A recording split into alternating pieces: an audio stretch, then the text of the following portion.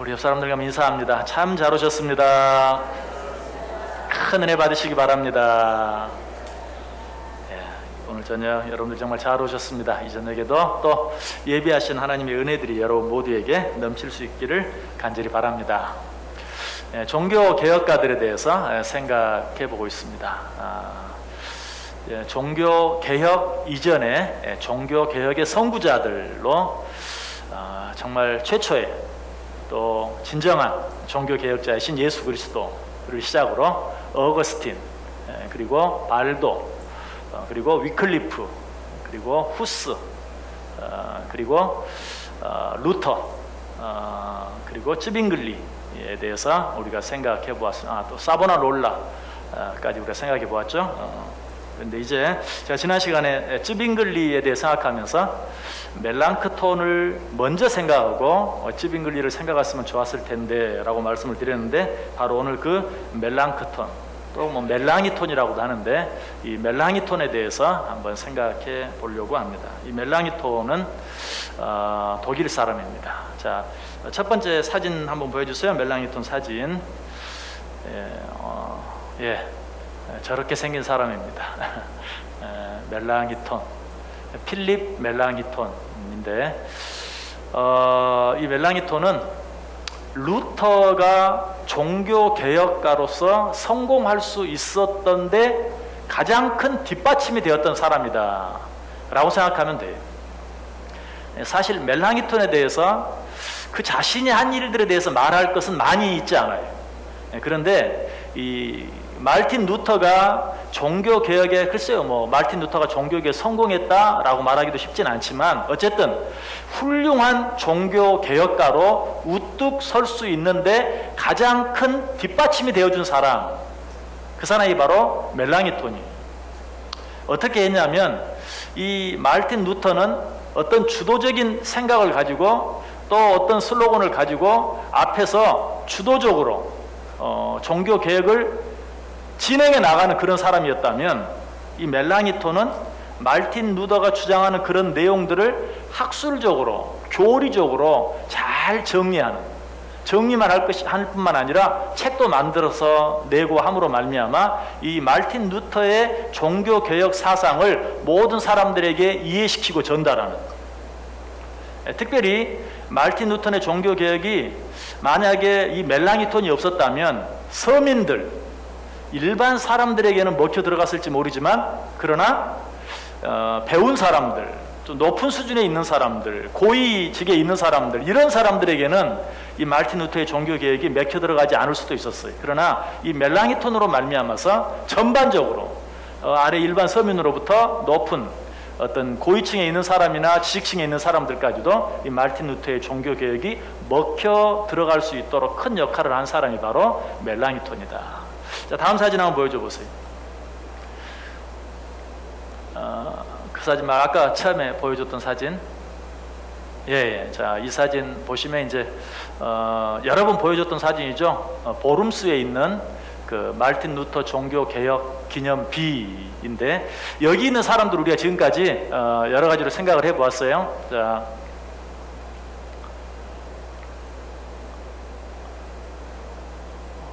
이것도 배터리가 다 됐네.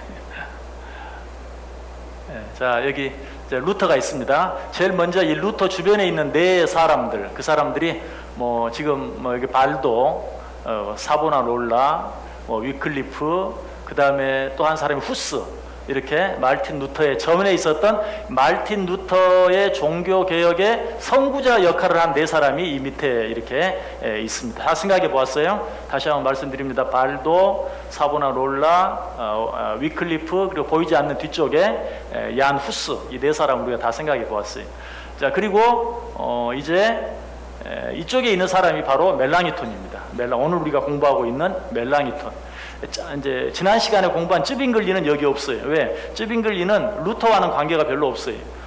칼빈과 관계가 많이 있어요. 그래서 쯔빙글리는 없고, 그래서 제가 멜랑크톤과 이 쯔빙글리가 바뀌었으면 좋았을 텐데라고 말씀드렸습니다. 자, 여기 있는 사람이 바로 우리가 공부하는 오늘 공부할 멜랑이톤이라는 사람. 그래서 오늘 이제 여기 있는 사람으로는 오늘 이제 마지막으로 할 거고요. 여기 있는 사람들이 이따가 제가 전반적으로 한번 설명을 다 해드리도록 그렇게 하겠습니다. 자, 멜랑이톤은 루터보다 14년 늦게 태어났어요. 무슨 말이에요? 루터보다 14살 어리다는 얘기죠. 그러면서도 루터와 거의 같이 활동을 했어요. 그렇게 될 수 있었던 이유가 무엇이냐면 이 멜랑크톤은 거의 천재였어요. 그래서 17살에 대학에 들어가서 석사학위를 받고 21살에 대학 교수가 된 그 루터가 역시 있었던 그 비텐베르크 대학, 루터가 거기서 공부해서 사제가 됐는데 그 비텐베르크 대학에 21살에 교수가 되었어요. 그래서 루터가 물론 멜랑크톤보다는 더 먼저 그 비텐베르크에서 공부하고 사제가 되었지만 자원에서 청강생처럼 이 멜랑크톤 밑에서 배우기도 하고 공부도 하고 같이 논하기도 하는, 그래서 14년이라는 갭이 있지만 거의 같이 활동하고 했던 그런 사람이다.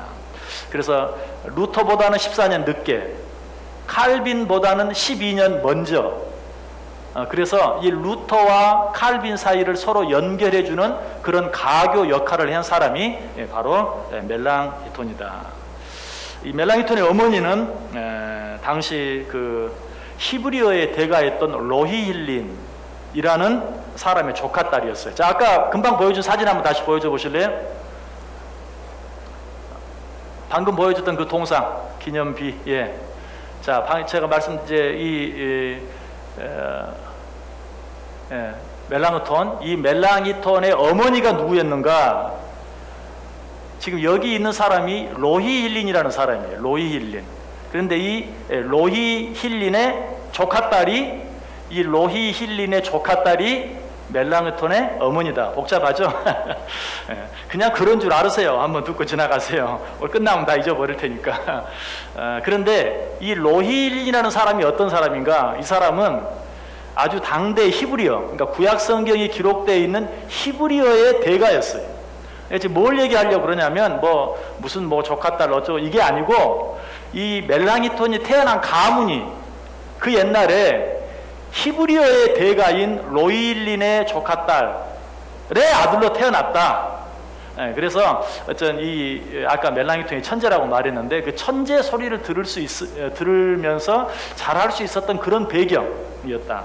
그래서 로히힐린에 대해서도 간단히 소개를 하면요, 방금 말씀드린 것처럼 히브리어의 대가이면서 히브리어뿐만 아니라 헬라어에도 아주 능통한 그런 사람이었어요.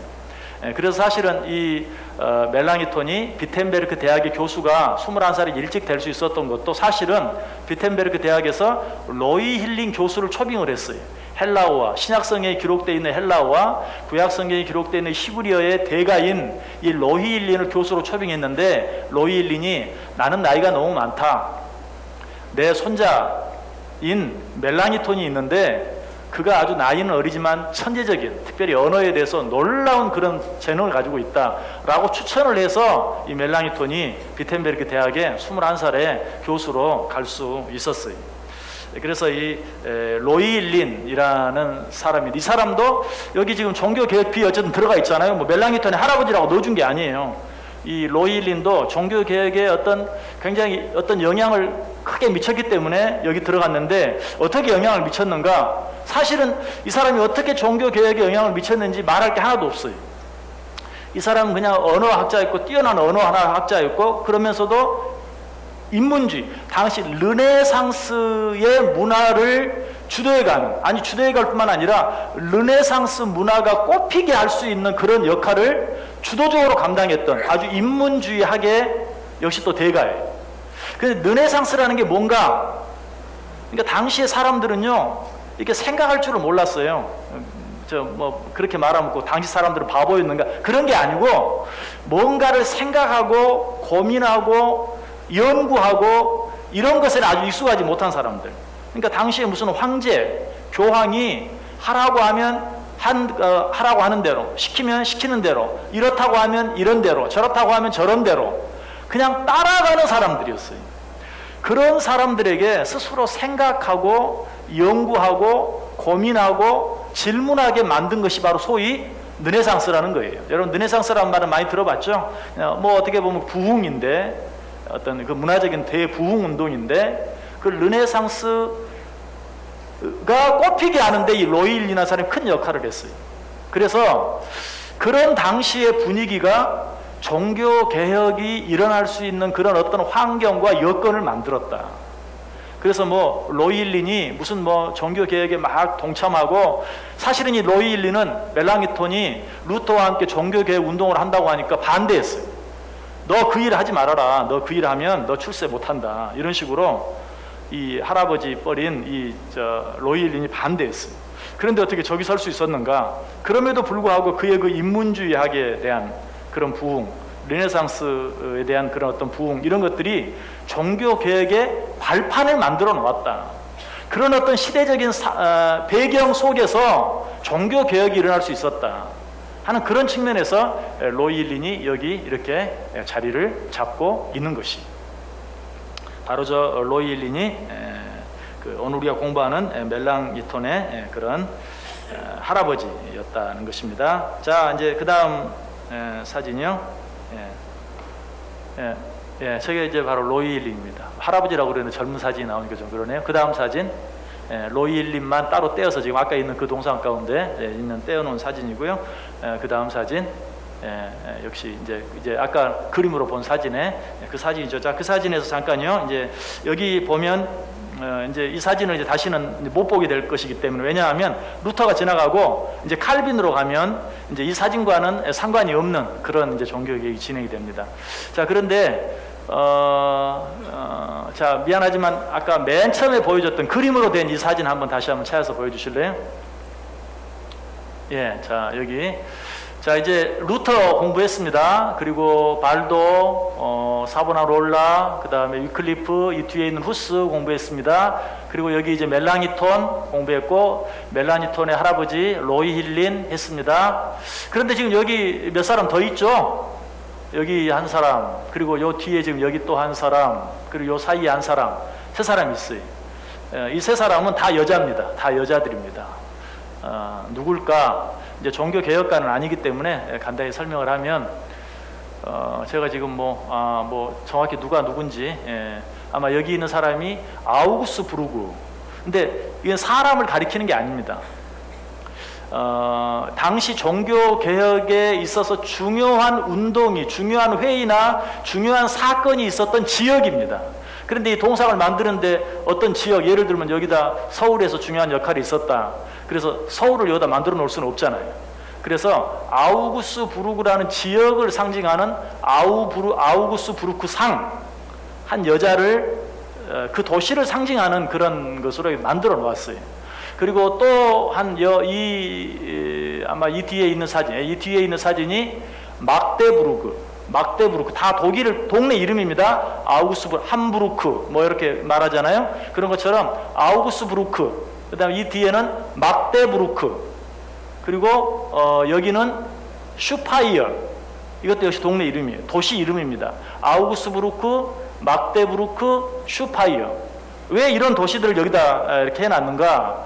아우구스부르크에서는 이 멜랑이톤이 아우구스부르크 신앙 고백이라는 유명한 신앙 고백을 만들었어요. 그래서 지금 루터 교회의 가장 중요한 신앙 교리인 아우구스부르크 신앙 고백을 만든 곳이 바로 아우구스부르크예요. 그래서 이 아우구스부르크는 굉장히 이 루터의 종교 개혁에 있어서 중요한 도시죠. 그리고 그 아우구스부르크의 신앙 고백이 만들어진 회의가 아우구스부르크 제국회의 혹은 아우구스부르크 화의, 그렇게 말해요. 아우구스부르크 제국회의에서 결정된 중요한 사항이 뭐냐? 종교의 자유를 주겠다. 그렇게까지는 못하고, 지금은 황제가 우리의 종교는 로마 가톨릭이다. 그러면 그 나라 민족은 전부 로마 가톨릭 신자가 돼야 돼요. 근데 이 아우구스부르크에 의해서 이제는 황제가 아니라 그 동네의 제후나 왕들이 자기 지역의 종교를 선택할 수 있다. 자기 지역의 종교를 선택할 수 있다. 그리고 내가 이 지역에 살고 있는데 나는 나는 기독교를 믿고 싶은데 이 지역이 로마 가톨릭을 선택했다. 그러면 너는 네가 믿는 개신교를 인정한 지역으로 이사갈 수 있다. 이주의 자유. 그러니까 당시로서는 이것도 상당한 거예요. 종교 개혁이 성공했다는 증거예요. 이제는 계속 그냥 억누르기만 해도 안 되니까 이제는 그러면 부분적으로 각 지역의 제후들이 그 지역의 종교를 선택할 수 있게 하고 그 지역에 선택된 종교가 나와 맞지 않으면 자기와 맞는 종교를 선택하는 것으로 이주할 수 있다. 굉장히 양보가 많이 된 거죠. 바로 그런 결정이 이 아우구스부르크 제국회의에서 일어났어요. 그래서 루터의 개혁이 사실상 성공했다고 말할 수 있는 중요한 일이 일어났기 때문에 이 아우구스부르크 이제 그 도시를 상징하는 걸 만들어 놨어요. 그 다음에 뒤에 막데부르크라는 도시가 있는데 이 막데부르크는 아까 말한 그 이제 전체 지역이 자기 종교를 선택할 수 있는데 막데부르크는 전 지역이 개신교, 오늘 우리말로 하면 개신교를 선택했어요.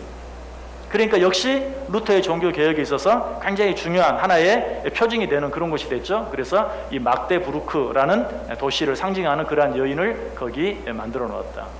그 다음에 슈파이어는 역시 슈파이어 지역에서 열린 슈파이어 제국회의에서 당시 카를 5세 황제가 개신교도들을 압박하면서 너희들 로마 교황이 말하는 교황청이 지시하는 모든 것들을 따라라 라고 이야기할 때 거기에 대해서 따르지 않고 항거하고 반대한 그런 사람들을 비판하는 의미에서 프로테스탄트, 순종하지 않고 반항하는 자들 이라는 의미로 프로테스탄트라는 이름을 썼어요. 이 슈파이어 제국회의에서.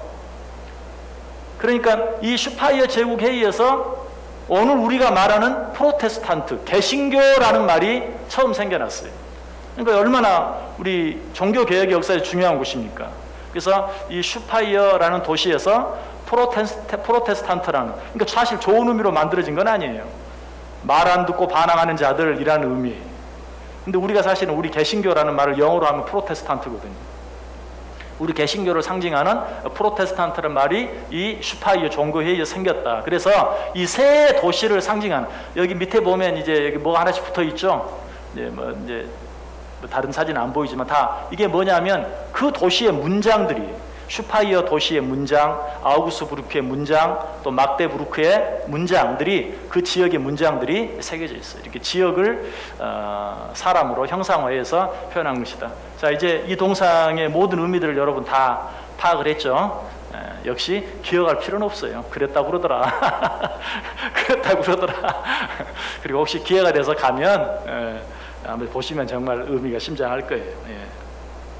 그리고 참 또 있네요. 설명 안 한 사람, 여기 두 사람, 맨 앞에 두 사람. 이 사람은 여러 번 루터에 대해서 얘기할 때 프리드리 선제후 프리드리, 누구냐면 루터가 로마 교황청에 그 불려가서 죽임을 당할 그런 위험에 처하게 될 때 이 프리드리 선제후가 루터를 바르투부르크 성으로 납치해 가서 1년 동안 숨겨준 곳, 숨겨준 사람.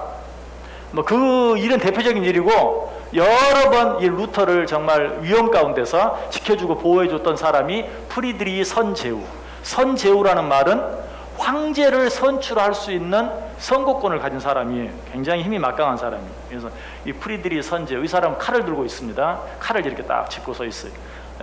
그래서 이 사람은 뭐 종교 어떤 무슨 그런 성직자도 아니고 그런 사람인데, 그처럼 루터의 일에 중요해서 프리드리 선제후, 이 사람은 필립 공작, 헤센의 공작인 필립 공작인데, 이 사람은 그 종교개혁의 운동이 한참 일어날 때 독일과 스위스의 모든 종교개혁자들을 자기 영지, 그 헤센 지역, 헤센이라는 자기 영지로 다 초대해서 어떤 종교개혁의 운동 일들을 도모할 수 있는 그런 환경과 여건을 만들어준 사람이 이 필립 공작이에요. 그래서 이 사람까지 다 해서 지금 아무튼 이 루터의 종교개혁에 총체적으로 정치인, 고위 관직에 있는 사람들, 또 뭐 여러 가지 모든 사람들, 지역, 이것을 아주 하나로, 제가 그래서 여러 번 말씀드렸죠.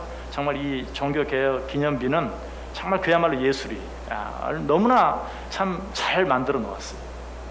그래서 여러분들이 이것만 잘 이해를 하면 어떤 그 당시의 종교 개혁의 모든 상황들을 잘 이해할 수 있는. 자, 그 뒤에 사진들 한번 쭉 보세요. 아마 제가 그런 사진들을 쭉 해놨는데 지금 한꺼번에 다 설명을 했으니까 한번 넘겨보시기 바랍니다. 하나씩. 예, 예, 자, 전체 사진 또 그 다음.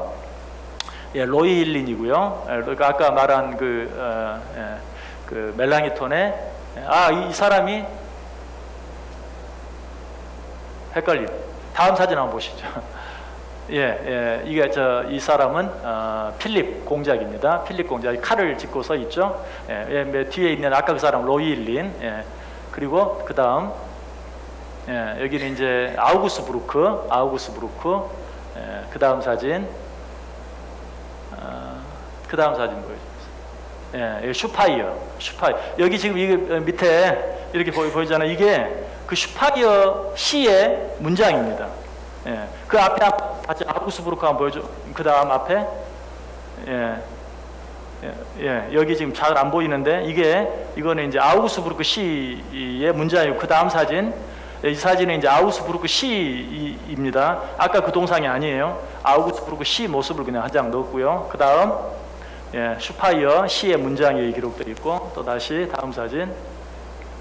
이거는 이제 막데부르크. 이것도 역시 막데부르크 시의 그런 문장이 여기에 그려져 있습니다. 문장이 비슷비슷한데요, 좀 틀립니다. 왜냐하면 뭐 당시 그 영국이나 독일이나 스위스나 다 유명한 가문들은 다 문장이 있어요. 그런데 그 기본적으로 문장들이 비슷하죠. 방패 모양의 문장의 모양들이 좀 다른데 그런 문장들이 기록되어 있습니다. 그 다음 사진.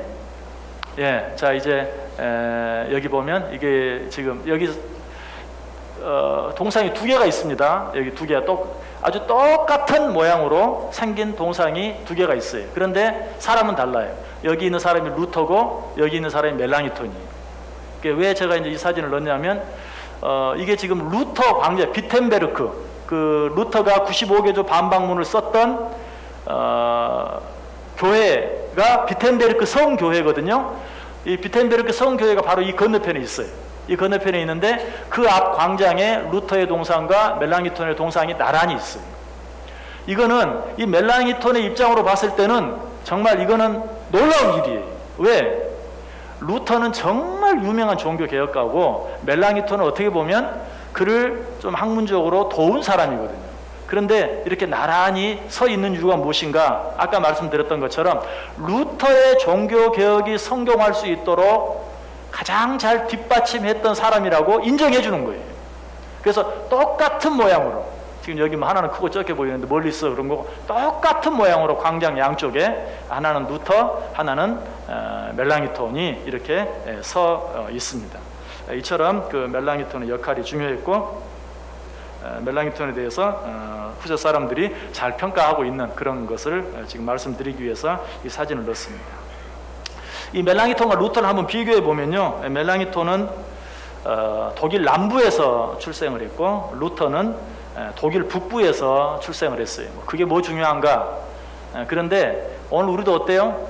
뭐 이제는 많이 달라졌지만 경상도, 전라도 뭐 딱 붙어 사는데도 저도 경상도 여자하고 결혼을 해서 영호남의 이 갈등을 극복하는 데 큰 역할을 하는 사람 가운데 하나인데 아무튼 그런데 저 당시는 정말 이 지역 간의 그런 어떤 그 싸움이 굉장히 심한 때였어요.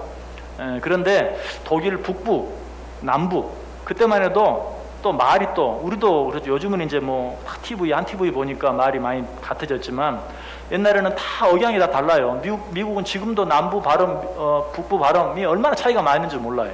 그래서 우리들은 잘 구별을 못하지만 그 사람은 금방 알아요. 저 남부, 이렇게 북부 그런 것들을 금방 아는데 독일도 마찬가지. 그런데 그 당시 그렇게 남부, 북부 출생 지역이 다른데도 아주 한 사람처럼 어떤 그 종교 계획이라는 한 가지 일을 위해서 하나가 되어서 일을 할 수 있었다는 것도 중요한 의미가 있죠. 또 멜랑이톤은 아까 말씀드렸던 것처럼 굉장히 부유한 그리고 중산층의 뭐 중상층보다 더 높은 어떤 그런 집안 가운데서 태어난 사람. 이 멜랑이톤의 아버지는 당시 그 나라에 무기를 공급하는 무기상인이었어요. 그러니까 부도 있었고 그 다음에 또 멜랑이톤은 아우구스 부르크 아닙니다. 비텐베르크 시의 시장 딸과 결혼을 해요. 이 멜랑이톤. 그러니까 뭐 당시에 결혼은 다 귀족은 귀족끼리 뭐 이렇게 다 이렇게 하는 그런 때에 이 멜랑이톤은 비텐베르크 시 시장의 딸과 결혼을 합니다. 그러니까 그런 면에서 봤을 때 멜랑이톤은 귀족이에요. 뭐 여러 가지 돈도 많고 높은 자리에 있는 그런 사람이었고, 여러분 루터는 어떻습니까? 광부의 아들이라고 그랬죠. 한스라는 광부의 아들로 태어났거든요. 나름대로 근데 열심히 일해가지고 돈은 좀 벌었어요. 그래서 비텐베르크 대학에 가서 법률가가 되라고 공부를 시키고, 정말 당시 웬만한 사람은 살 수도 없는 그 법률 사전을 선물로 했다는 그런 얘기들 다 했죠. 나름대로 돈은 벌었지만 어쨌든 광부 출신이 전혀 다른 그런 사람. 그런데 이 두 사람이 어때요? 종교 개혁을 이루는데 하나는 앞에서 끌고 하나는 뒤에서 밀고 해서 이 종교 개혁을 이루게 되었다라는 것. 또 멜랑이톤은 아주 평생을 공부만 한 사람이에요. 아주 어렸을 때부터 집중적으로 당시 최고의 학문들, 성경에서 말하면 바울과 같은 그런 최고의 학문들을 두루두루 섭렵한, 오늘 우리말로 하면 철학, 모든 철학을 다 공부하고, 에라스무스의 인문학부터 시작해서 아까도 말했던 할아버지 로이 힐린의 영향을 또 얼마나 많이 받았겠어요. 그런 것들, 논리학, 윤리학, 인류학, 이런 모든 것들, 그런 모든 학문을 섭렵한 아주 그런 뛰어난 정말 천재적인 그런 사람이었는데, 루터는 어떻습니까? 공부는 뭐 하긴 했지만 그런 사람은 아니죠. 그런 사람은 아니죠. 이 사람은 주로 수도원에서 금욕주의 생활을 했고, 수도원 경건운동을 했던 그런 사람. 그러다가 안 되니까 결국은 인간의 힘으로 안 되는 것을 깨닫고 하나님의 은혜를 체험했던, 근본적으로 너무나 이 좀 성향이 다른 그런 사람이었어요. 그럼에도 불구하고 이 둘이 서로 하나가 될 수 있었다라는 것. 여기서 우리는 중요한 사실을 배워야 돼. 우리도 서로 많이 다르지만 성격도 다를 수 있고, 뭐 여기 있는 것처럼 진짜 출신 성분도 다를 수 있고, 요즘은 좀 그런 말이 우습지만 뭐 지역적인 그런 것도 있을 수 있고, 뭐 여러 가지 차이가 많이 있지만, 그럼에도 불구하고 하나님을 사랑한다는, 그리고 어떤 하나님의 뜻을 이루어 간다는 그런 일들을 위해서 내가 가진 그런 모든 것들을 다 양보하고 내려놓을 수 있는 그런 마음이 필요해요. 이 루터와 멜랑이톤은 바로 그런 상징적인 하나님의 일을 위해서, 그것도 둘 다 출세하기 위해서가 아니라 죽을 수 있는, 죽음을 각오하고 하는 그런 일에 자기의 그런 모든 것들을 다 내려놓는, 그렇게 했을 때 어때요? 서로 다른 것이 큰 유익이 되는 거예요. 루터와 멜랑이톤은 정말 여러 가지 면에 전부 정반대로 다른데, 그 서로 다른 것이 조화를 이루어서 아름다운 것을 만들어내는, 종교 개혁을 성공시킬 수 있는 그런 일이 되었다라는 것입니다. 아까도 말씀드린 것처럼 멜랑이톤이 한 가장 탁월한 그런 일 가운데 하나라면, 총 28개조로 만들어져 있는 아우구스부르크 신앙 고백을 만들었다. 우리는 이제 루터 교회가 아니기 때문에 잘 모르는데, 우리로 말하면 소요리 문답 같은 그런 아주 중요한, 또 웨스트민스터 신앙 고백과 같은 그런 고백을 만든 루터교의 근간이 되는, 그리고 이 아우구스부르크 신앙 고백은 루터교뿐만이 아니라 여러분들이 알고 있는 성공회, 앵글리칸 처치, 성공회의 또 근간이 되는 그런 아우구스부르크 신앙 고백 28개조를 만들었어요. 이 아우구스부르크 신앙 고백은 1조부터 21개조까지는 여러 가지 성경적, 신앙적 교리를 만들고, 22조부터 28조까지는 카톨릭 교리의 문제점, 잘못된 점에 대해서 이야기를 해요. 그래서 총 28개조로 만들어진 이 아우구스부르크 신앙 고백을 만든 일이 이 멜랑이톤이 한 가장 중요한 일 가운데 하나다. 그런데 이제 아우구스부르크 신앙 고백에 보면 성만찬에 대해서 그 루터가 주장한 것처럼 이 성만찬을 행할 때 그 떡과 빵에 예수 그리스도께서 임재하신다.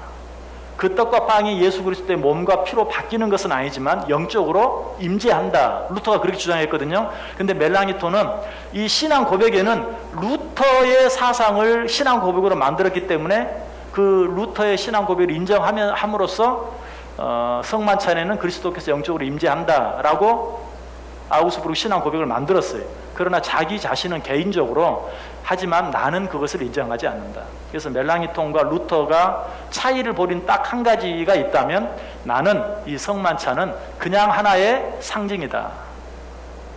그래서 이 멜랑이톤과 루터, 그래서 이 둘이 잘 연합해서 종교 개혁을 성공적으로 이끌었는데 어쨌든 후에 멜랑히톤을 따르는 자와 루터를 따르는 자들이 나누어지게 된 계기가 바로 그 성만찬에 관한, 루터는 영적 임재설을 주장했고 멜랑히톤은 상징설만을 주장하는 그 한 가지가 루터와 이 멜랑히톤의 차이다라는 것입니다. 참고적으로 멜랑히톤과 이제 칼빈, 자 멜랑히톤은 루터보다 14년 늦게, 그렇지만 칼빈보다는 12년 먼저, 그래서 이 루터와 칼빈 사이에 있는 인물이라 그랬는데 이 멜랑히톤이 루터와는 그렇게 같았고 한 가지 성만찬의 차이를 보였다. 그러면 멜랑히톤과 칼빈과는 어떤가? 이 멜랑히톤도 칼빈과 모든 것을 생각을 다 같이 했어요. 그런데 칼빈과 다른 한 가지, 이 멜랑히톤은 칼빈의 예정설은 나는 인정하지 않는다 하는 그런, 루터와는 성만찬에서 한 가지 차이를 보였고, 그리고 예정론에 있어서 나는 칼빈과는 다르다. 칼빈의 모든 것을 인정하지만 칼빈의 예정론은 인정하지 않는다라고 말했던 사람이 바로 멜랑히톤입니다. 예, 다음 사진 보여줘 보세요. 예, 이거는 이제 아까 그 사진을 이거는 지금 멜랑히톤 사진입니다. 그 다음 사진, 예, 이거는 루터의 사진입니다. 양쪽에 지금 제가 이걸 미리 공부했으면 두 개가 같이 나온 사진을 찍었을 텐데 그때는 또 그렇게 할 생각을 못했어요. 광장이 굉장히 넓어서 양쪽에 이렇게 있기 때문에 따로따로만 찍었거든요. 근데 같이 있는 사진을 찾아보려고, 아까 그 사진밖에 없더라고요. 아까 맨 앞에 찍었던 사진은 저 인터넷에 찾은 사진인데 제가 찍은 사진은 두 장을 같이 찍은 사진은 없어요. 예, 따로따로 하지만 똑같이 글씨를 자세히 보지 않으면 누구 동상인지 모를 만큼 그렇게 이 두 사람은 종교개혁에 아주 중요한 그 쌍두마차와 같은 역할을 했던 사람이다 하는 것으로 그런 상징적으로 잘 가르쳐주고 있어요. 예.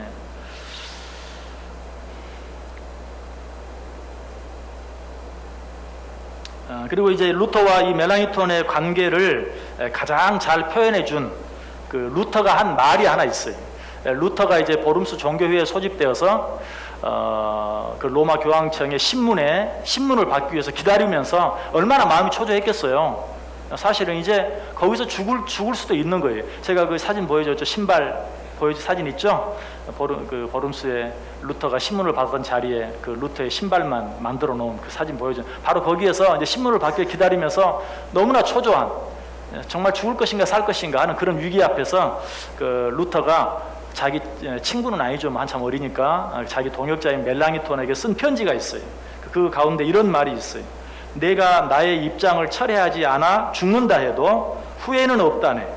그러나 그대와의 말할 수 없이 달콤한 교제가 중단되는 것은 가장 견디기 어렵다네. 그러니까 루터가 멜랑히톤을 두고, 루터가 보름수 종교회의에서 로마 교황청의 신문을 받기 위해서 기다리는 동안 멜랑히톤에게 쓴 글 가운데 내가 나의 입장을 철회하지 않아 죽는다 해도 후회는 없다네. 그러나 그대와의 말할 수 없이 달콤한 교제가 중단되는 것은 가장 견디기 어렵다네. 아마 루터의 아내가 이걸 봤으면 굉장히 질투했을 만하죠.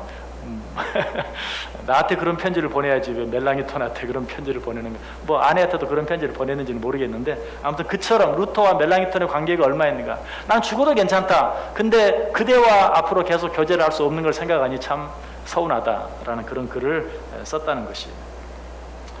그리고 또 멜랑히톤을 향해서 루터는 하나님이 보내주신 소중한 도구다. 그리고 나의 가장 소중한 필립. 멜랑히톤의 퍼스트 네임이 필립이죠. 필립 멜랑히톤. 그러니까 이 사실은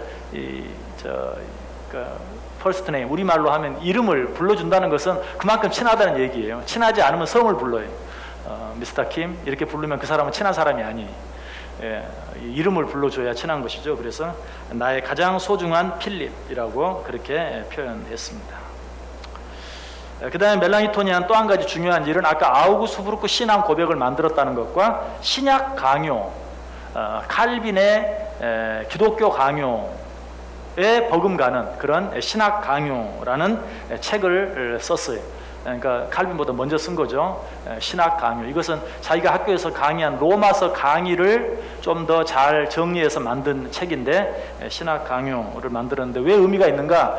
개신교의 최초의 조직 신학 책이다 라고 말할 수 있어요. 이 멜랑히톤이 정말 그렇게 그처럼 뭐 히브리어, 헬라어, 라틴어에 능통한 사람으로서 이 로마서 강의를 중점적으로 잘 정리해서 만든 이 신학 강요, 이것은 개신교, 우리 기독교의 최초의 조직 신학 책이라고 할 수 있는 그런 훌륭한 책을 그가 썼다라는 것입니다. 그런데 이제 멜랑이톤이 한 가지 비판을 받는 게 있어요. 그건 뭐냐면 멜랑이톤은 상당히 좀 정치적인 사람이에요. 나쁜 의미에서 정치적인 사람이 아니라 좋은 의미에서. 그래서 막 부딪히고 싸우고 하기보다는 좀 싸우지 않고 잘 이렇게 타협할 수 있는 방법을 찾는 그런 성격의 사람이었어요. 그러다 보니까 가톨릭의 교리와 이 루터가 주장하는 교리는 근본적으로 다르진 않다. 같은 것이다. 그런데 여러 가지 형식이 다를 뿐이다. 이런 식으로 주장을 했어요. 그런데 사실은 그러면서 이제 말하기를 근본만 다르지 않다면 형식은 이럴 수도 있고 저럴 수도 있다. 이런 식으로 이야기를 한 거예요. 그런데 사실 이 로마 가톨릭에서 드리는 그런 예배 형식, 이것도 너무나 비성경적인 거 많거든요. 근데 멜랑이톤은 좀 루터와는 다르게 본질은 같지만 눈에 보이는 형식이 다른 것이다. 이런 식으로 서로 좀 이렇게 좀 절충해 보게 만들려고, 그러다 보니까 멜랑이톤은 비판을 많이 받았어요. 이렇게 불의와 타협하는 사람처럼 비판도 많이 받았다. 실제적으로 잘못된 것을 옳다고 말한 것도 많이 있어요. 왜냐하면 너무 그냥 형식적인 것들은 문제 삼지 않고 아주 근본, 본질만 같으면 되지 형식은 이럴 수도 있고 저럴 수도 있다라고 하다 보니까 지금 우리가 생각했을 때 로마 가톨릭의 비성경적인 그런 것들까지도 용납하는, 이런 거는 그냥 적당히 봐줄 수 있다 하는 그런 차원으로 생각을 했던 그런 부분도 없지 않아 있습니다. 이런 것들 때문에 후에 멜랑이톤이 비판을 받기도 합니다. 다음 사진 한번 보여줘 보세요. 예, 이거는 이제 멜랑이톤의 무덤입니다. 그런데 여러분 많이 본 것 같지 않아요? 어디서 본 것 같아요? 그 다음 사진. 예, 이거는 루터의 무덤입니다. 어때요? 아까 그 루터와 멜랑이톤의 그 동상이 똑같이 사람만 틀리게 만들어졌다고 그랬죠? 무덤도 똑같이. 어디에? 아까 그 동상이 세워져 있는 바로 앞에 있는 비텐베르크 성 교회 안에, 이렇게 교회가 있으면 교회 안 저 뒤쪽에 무덤이 두 개가 있어요. 한쪽은 루터, 한쪽은 멜랑이톤. 이 두 사람의 무덤이 양쪽에 있어요. 그러니까 어떻게 보면 루터와 멜랑이톤은 종교 계획에 있어서 서로 비교할 수 있는 그런 사람이 아니에요. 그렇지만 루터와 멜랑이톤은 이렇게 떼어놓을 수 없는, 동상을 세워도 같이 세워놓고 무덤을 만들어도 같이 만들어 놓고 모양까지 똑같이 만들어 놓을 수밖에 없을 만큼 뗄래야 뗄 수 없는 그런 관계에 있는 사람이다. 그래서 그 루터와 멜랑이톤의 무덤도 그 비텐베르크 성 교회 안에 똑같이 저 뒤쪽에 양쪽에 하나씩 이렇게 만들어 놓았어요. 멜랑이톤은 1560년에 죽어서 루터 옆에 그렇게 묻히게 되었습니다. 이 멜랑이톤이 죽을 때 옆에 그를 간호하고 돕던 사람이 그에게 뭐 필요한 거 없습니까? 라고 질문했다고 그래요. 그때 멜랑이톤이 이렇게 말합니다. 하늘나라 외에는 아무것도 필요 없습니다. 그러니 내게 더 이상 묻지 마시기 바랍니다. 죽어가면서 뭐 필요한 거 있으면 말씀하세요. 하늘나라 외에는 나에게 필요한 것이 없습니다. 그러니 나에게 더 이상 묻지 마세요. 라고 마지막 말하고 운명했다고 합니다. 정말 그 한마디만으로도 얼마나 그가 정말 믿음 안에서 그의 삶을 사도 바울이 고백한 것처럼 정말 달려갈 길을 달려가고 믿음의 경주를 마친 그런 삶을 살았는가 하는 것을 우리에게 한마디로 잘 표현해주는 그런 내용이에요. 그래서 루터 곁에는 멜랑이톤이 있었다. 오늘 이 멜랑이톤을 통해서는 정말 우리가 신앙생활을 혼자 할 수 있는 게 아니, 뭔가 하려고 하면 작은 일이든 큰 일이든 동역자가 필요해요. 그리고 서로 다르다는 것은 전혀 문제가 안 돼요. 서로 하나가 되기만 하면 다르다는 것은 어때요? 오히려 도움이 되는 거예요. 그렇잖아요. 늘 말씀드린 것처럼 손가락이 굵은 거하고 짧은 게 있으니까 다 여러분들이 유용하겠지. 엄지손가락만 5개 있으면 어떻다고요? 제가 전에 말씀드렸는데 귀우비기도 불편하고요, 코우비기도 불편하고요. 아주 불편해. 다 길이 굵기가 다 달라서 유용한 것처럼 멜랑이톤과 루터는 정말 너무 다른 사람이었지만, 그러나 그 종교 개혁이라는 그 하나님의 뜻, 하나님의 나라라는 한 목적을 향해 달려갈 때 서로 큰 유익이 되고 힘이 되어졌다. 우리에게도 그런 은혜가 있기를 원합니다. 우리 멜랑이톤을 생각하면서 한번 정말 우리 안에 루터와 멜랑이톤의 그 관계처럼 하나님의 일, 하나님의 뜻 앞에서는 우리의 서로 다름을 다 내려놓고 서로 양보하고 서로 사랑하고 서로 돕고 서로 협조하는, 그래서 우리 안에 또 한번 아름다운 종교 개혁이 일어날 수 있게 해달라고 저희 묵상하면서 한번 기도하겠습니다.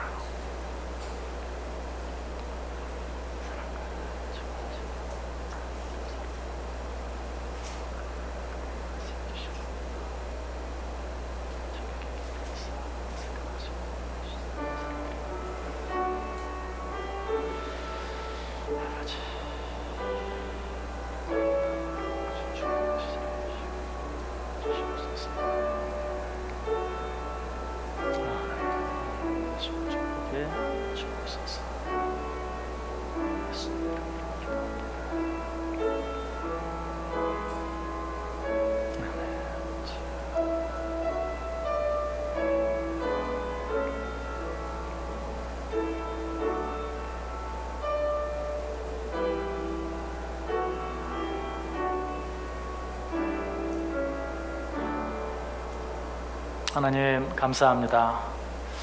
오늘도 종교개혁가 멜랑이톤에 대해서 공부할 수 있게 해주시니 감사합니다. 루터와 멜랑이톤의 그 아름다운 동역의 관계를 우리가 기억하게 하여 주옵소서.